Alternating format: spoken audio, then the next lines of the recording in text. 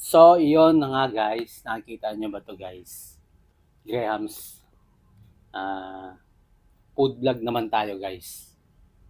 Pakikita ko sa inyo yung dalawang magka-diferensya ng pagkain o dalawang klase ng pagkain ng social tsaka sa hindi social. Pakita ko sa inyo guys. Pagka-social, ganito.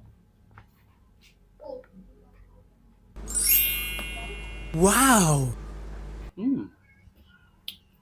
That's great. Delicious. Perfect. Yon guys. Ganun yung pag social.